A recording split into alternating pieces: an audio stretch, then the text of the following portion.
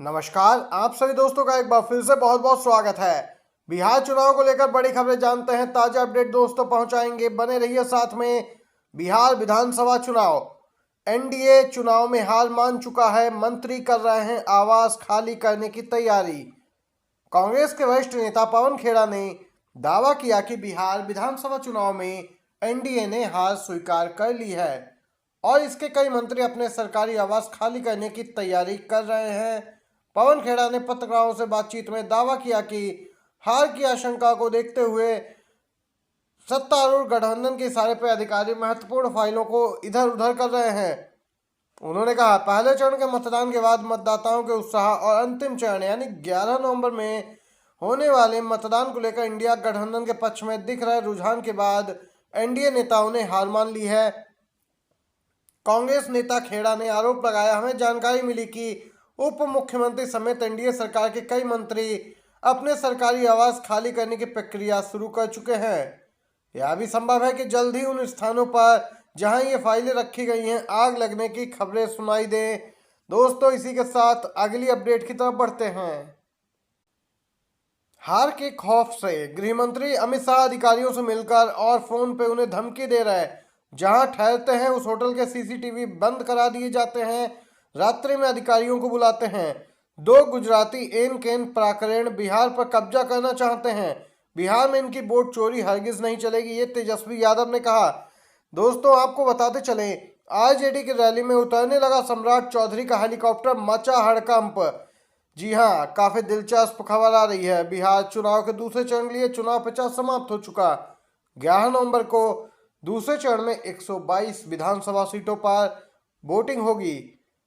हैरान कर देने वाला वाकया सामने आया। बिहार के डिप्टी सीएम सम्राट चौधरी एनडीए उम्मीदवार के लिए प्रचार करने जा रहे थे, लेकिन उनका हेलीकॉप्टर आरजेडी की सभा में उतरने लगा। इसका वीडियो सोशल मीडिया पर वायरल हो रहा। चुनाव प्रचार के आखिरी दिन सम्राट चौधरी एक रैली में पहुंचे। रैली में हेलीकॉप्टर लगभग उतार दिया था, लेकिन रैली में अपार भीड़ देखकर उनका माथा चकराया।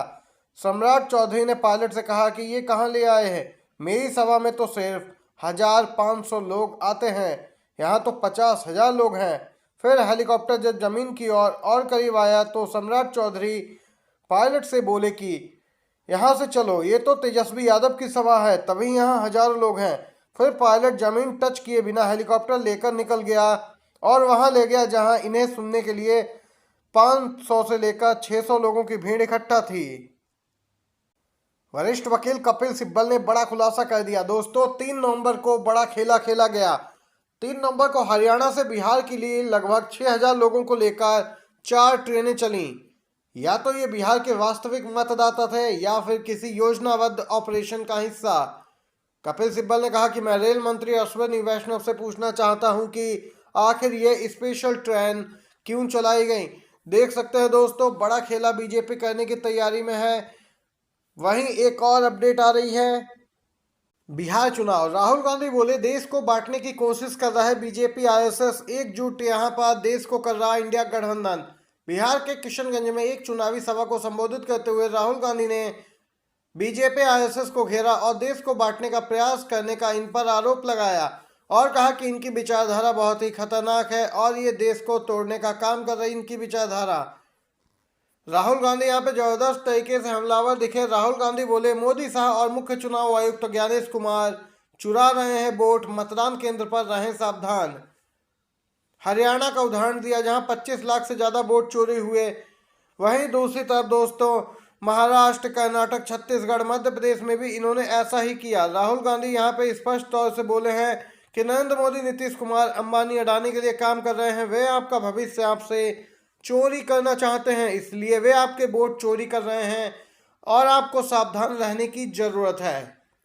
दोस्तों, ये थी बड़ी खबरें, मुख्य समाचार। वीडियो पसंद आया हो तो एक लाइक करके चैनल को सब्सक्राइब करके आप भी सपोर्ट कीजिएगा, समर्थन कीजिएगा। धन्यवाद।